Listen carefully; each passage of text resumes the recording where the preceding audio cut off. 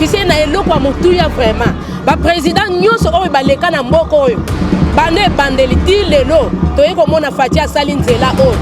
kwe oyo ata président moko akanisa yango te. 5e président aye kobongisela bango nzela oyo bango na makanisi na bango balobi ke en tout cas président liboso na mboko eza nde Fatia parce que yende bamoni na elenge sabatika komona président moko te obengi mwane tu atitunga yende beto makambo akokiango elengesa yango oyo ezala te yango oyo biso baotami awa oyo ezala te nde nauti koloba kuna babakisela ye bamanda oyo koboya asala mokili na ye botika Fatia ya nzambe botika Fatia ya nzambe mais nakima desa na mboko oyo na régime Kabila baba menanga be na ministre ka mona sa moke kimbambi vai menaki ministre ya IDPS ya wana to ndingiri susu koma Kabila na mboka na biso te Kabila alongwa na mboka oyo atuka tena ne totolibo souffrance otomoni elengesa oyo depuis 1959 elengesa oyo basala ngote mais président il a passé idée parce que elengesa oyo na Chantini Ngobila Chantini na sengi na yo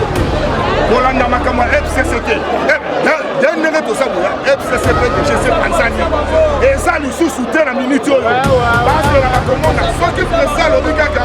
lelo kaka toto mboka to bana kolokota bango ndenge to so na 98 bokoye bango kuna malo président asa makasi Fatia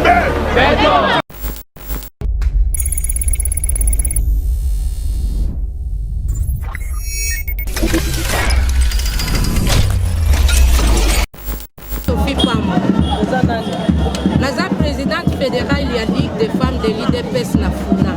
Comment une présence na yo awa na place chef de l'état zoya konyaka OK, tozana esengo moni ngai na groupe ba mama tozali awa. Tozana esengo ya komona ke président zoya kokita awa atala misala oye atindaki oyo apesaki bato basala nda ye kotala misala ngo. Biso toza ba bénéficiaire ya nzela oyo ya elengesa oyo président asali awa. Alors tozana esengo ya koyamba ye amona peke ba mama na ye ya coin oyo ya Funa bayambi ye na bana elengesa en tout cas na pesi bango conseil ba bebisa nzela oyo te nzela ba bebisa ngo te nde conseil na pesi toyeba ko utiliser yango na ndenge ya malamu eza eloko na biso oyo ba pesi biso awa na Funa to bénéficier na eloko ya motuya vraiment ba président nyonso oyo baleka na mboka oyo bande bandeli ti lelo toye komona Fatia asali nzela oyo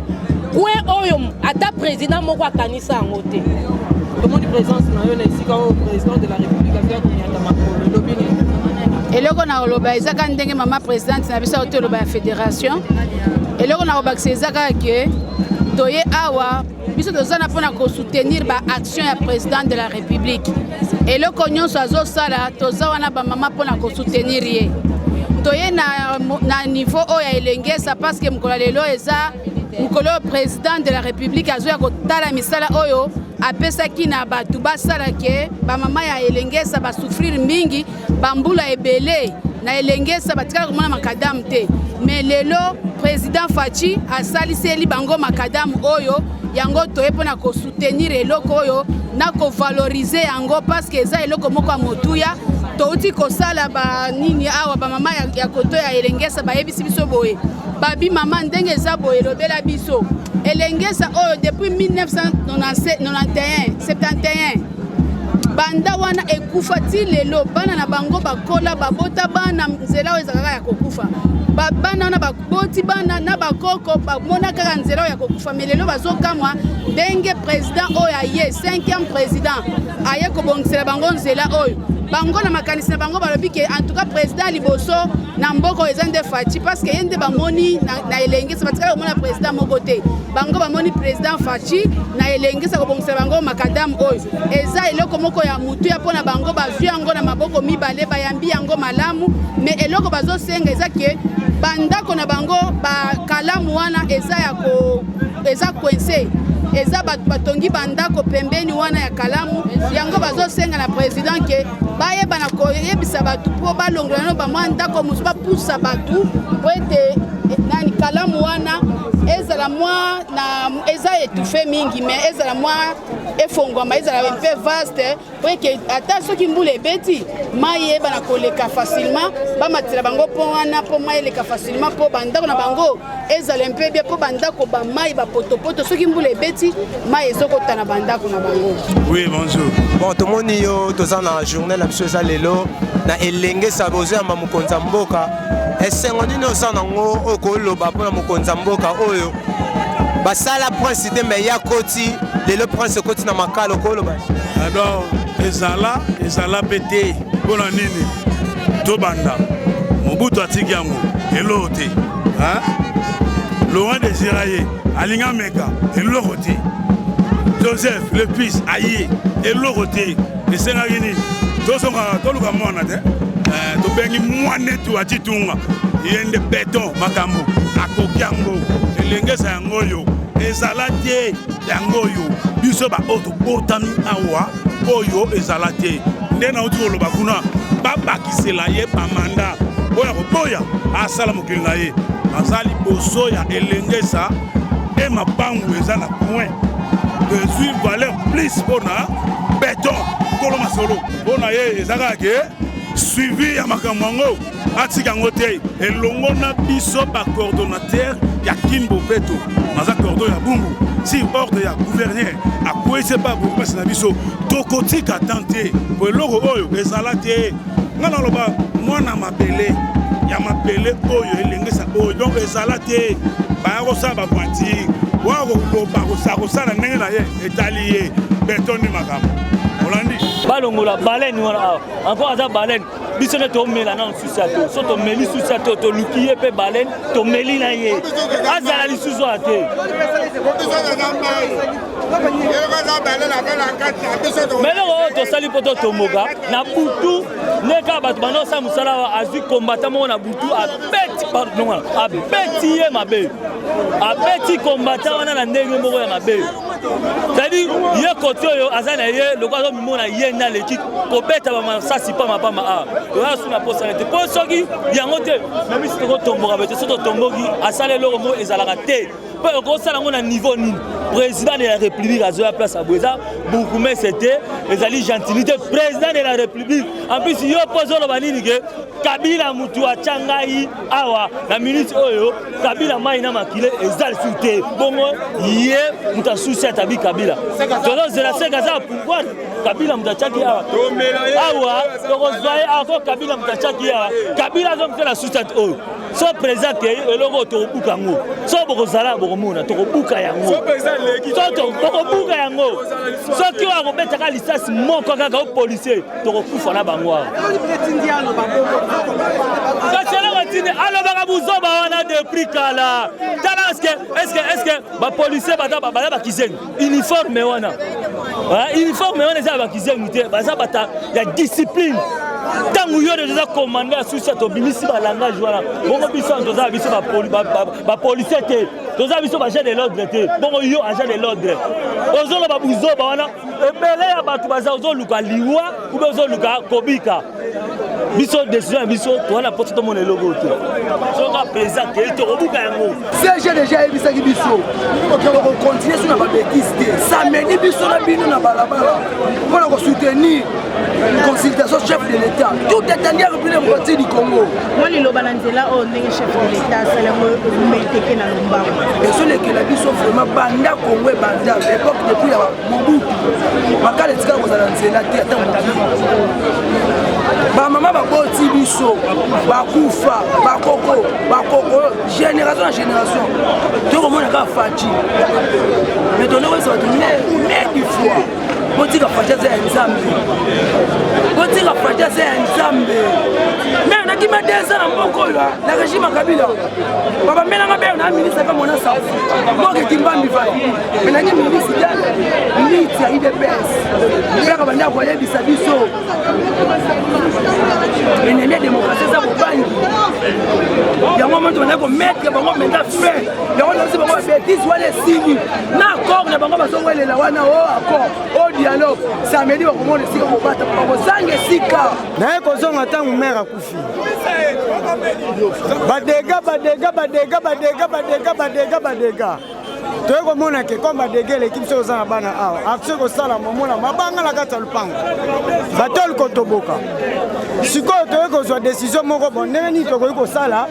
mpo suseti elongwa awa esi batie biso mpe makada biso mpe tobongisa lupango tobandi dosie pa chef du quartier ayebisa biso ke bolongwa yo kati so oza kombata idps nde bakosala ngani wana chef du quartier donc tobandi dossier epa na chef du quartier mpo oyeba badega kwana moto akufi te chef du quartier abengananga kende mpo na bino bakombata na bino ya idps ekipa ye te toke epa bukumesre e tokomi pa bukumesre esi biso boya na mikanda toyeba moyen nini tokoki kosala basaleli biso makada mpo biso nyonso toprofite biso lupango eza vide soki ozwi kuna talama ya mbula ndenge ezobukabuka lupango amwe totonga bamaison mpo lupango moyebukana eza te mais chef du quartier beton so otikima chef du quartier boye otaki nga kombata na yo nayebi te ya papa mpo na balongola chef du quartier chef du quartier falongwa asalini aza mutu mabe na quartier oyo falongwa chef du quartier teleme lusoda oyo etina aza koloba nini bolongo esika oyo kabila moto etikanga awa eske ezalaka lelo to félix alongwa na mboka oyo basoda oyo esali wana banani oyo bashikata wana basa ya félix basa ye te basa basoda nde ya mboka basa basoda ya mboka mais yo zokoloba kabila moto etikanga awa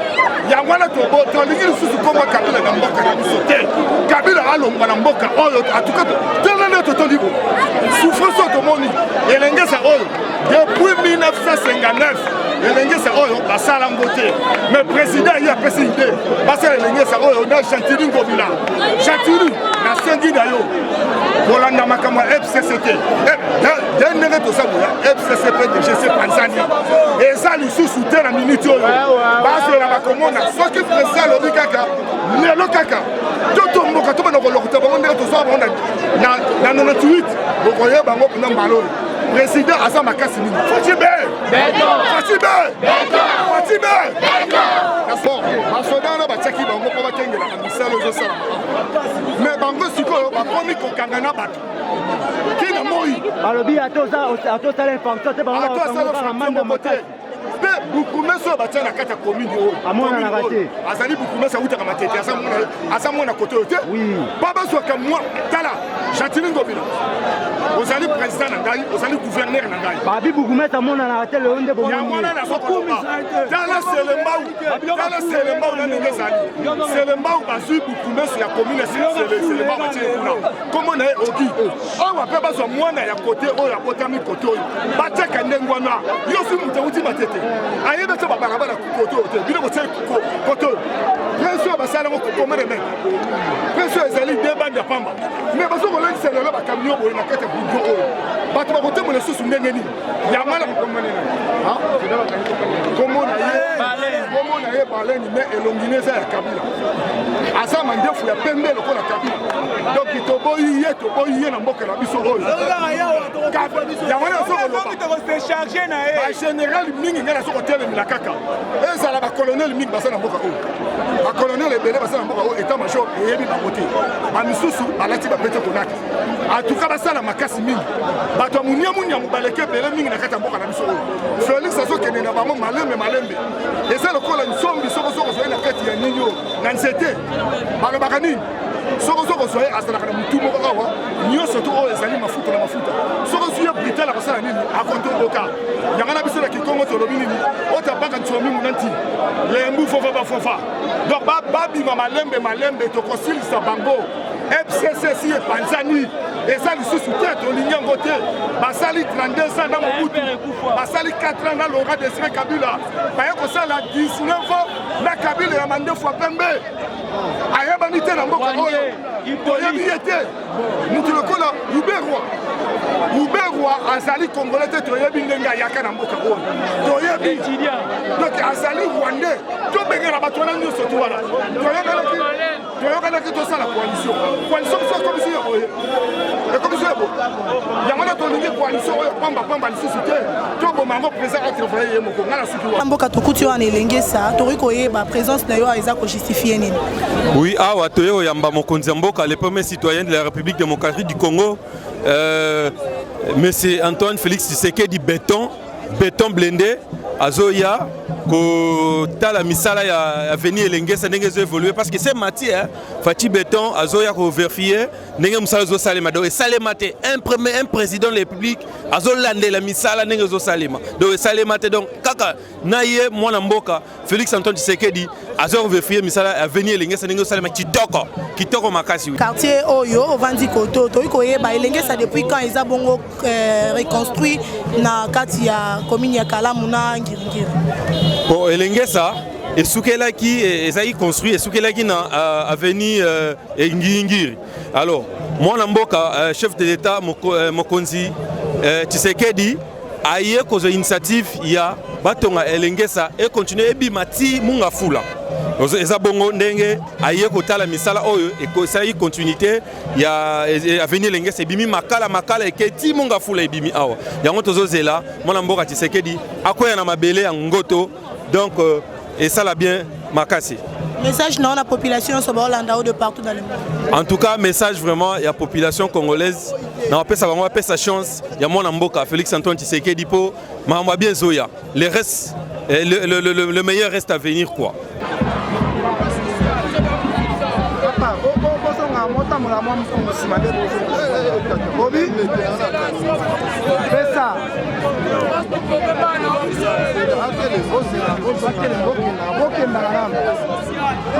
boye penza koyamba boye ya chef de l'État na elekesa nzela oyo ezalaki délabré mbula na mbula mais longo na chef de l'État tomoni nzela ebongi penza makadami ekomi kitoko eloko nini kokoloba na bayi mboka nyonso bakolanda partout na mokili.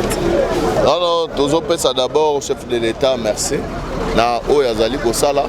ya liboso ezali nano azosala musala nde oyo bakongolais baponaki po asalela bango musala et puis komona nzela kobonga elingi kolakisa ke azali véritable congolais oyo ayebi bakwe nyonso tu ya Kinshasa et puis ezosalema kaka na awa te na capitale ezotalema partout na RDC mobimba place makambo ezali ezosalema ndenge tozoloba biso toza besoin te tosala publicité oyo ya 5 chantier ou bien ya révolution ya modernité te biso toza besoin miso mona matoi ezoyoka et puis munoko yango moko et témoigner misala ya chef de l'État azali mwana ya mboka pourquoi pas asalela ba congolais azana ekolo mususu te azana bandeko mususu te soki bandeko na ye baza ba congolais soki mboka na ye ezali RDC voilà pourquoi azosala misala oyo na ba place oyo batu bayebaki te na ba place oyo batu babosana mais ye Azanango, ça veut dire qu'Aza véritable Congolais. Oui, message na peuple congolais surtout ba exagérer à moto pour na battre l'anzelo ko mona lobby moi ba ko ko belle ba mo sa mo ko soto a makada pe nga bo te télé pe moi message na non ba exagérer baza na problème te problème ezali ba bougumestre na biso ne il faut ba sala musala bango ne moto bazali censé ya ko battre l'anzela oyo bango ne moto bazali censé ya ko protéger yango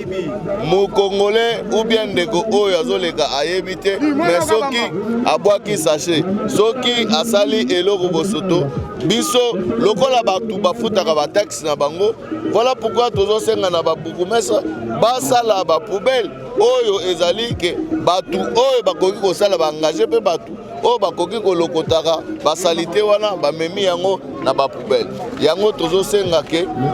babourgmestre baorganize quand même baservice wana bambongo oyo bazwaka ya bataxe eza non pas mpona bana na bango na basi na bango ezali mpona koservir mboka na biso tokotonga yango na mindele te mindele bakoya kotonga te ou bien chef de l'état akoya te chef de l'état soki akoya koinspecte kaka mosala ndenge ezosalema boye akoya jamais koyebisa biso tobatela yango biso moko conscience po esala mpona kobatela eloko oyo bapesi biso mpo mbula na mbula tobundaki tosengaki basalelaki biso te mais ye ntango aye atie yango na makanisi epuis asali yango mbangu azali mutu ya kofélicité epuis biso moko tozala na conscience mpona koprotege yango. Merci beaucoup. Et pour soutenir yango et voilà donc comme impression l'émission en voilà tous est là sa confiance na voilà et tout réitérer voilà et ma caméra sur ça là ils ont une consultation peuple azali sima na ye parce que on va salaki 18 ans parce qu'il nous na kati ya kao mais seulement avec une année quelques mois changement de ça la bien que baza kotia ba calme par-ci par-là nous avons après consultation donc impression à l'émission nous avons la descente ya chef de l'état président Tshisekedi na nzela ya elenge ça oui là qui pendant tous ces temps mais lorsqu'il est arrivé Azali quand même fait des choses pour sa population. Et quel est l'appel vous lancez à tous ceux qui refusent la faisabilité du chef de l'état? Mais ce sont des gens qui ne comprennent rien, qui n'aiment pas les pays. Vous savez, l'amour du pays, c'est l'ADN que tout le monde a. Tout citoyen doit avoir l'ADN de l'amour du pays. Mais il y a des gens qui n'ont pas cet ADN, et bien qu'on a essayé de les ramener vers la raison. Mais c'est leur façon d'être. Et voilà, nous continuons à être derrière les nationalistes et les patriotistes pour que notre pays soit sauvé, derrière Félix-Antoine Tshisekedi. C'est seulement la commune de Makala que vous avez visité en premier? Non, nous avons commencé avec le chef de l'État, commencé avec les sauts des moutons. Vous savez que ça traînait. Mais après son passage, vous savez qu'il y avait des procès par-ci par-là. Et les choses vont continuer à aller de l'avant. Bien qu'il y a des pesanteurs, des gens qui ont la mentalité de vouloir mettre ces pays par terre, à genoux. Et le chef de l'État est déterminé de débloquer cette histoire-là. Ensemble avec le peuple qui est derrière lui, nous allons gagner. Merci. Merci.